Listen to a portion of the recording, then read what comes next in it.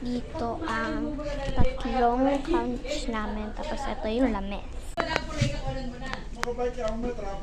So, hindi ako makalabas sa bubong ng kotse namin.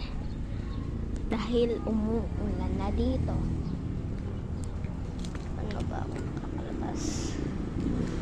Tinitignan ko lang kasi muna yung ano ko, mga bulaklak lang. Kaya tatakot na lang ako.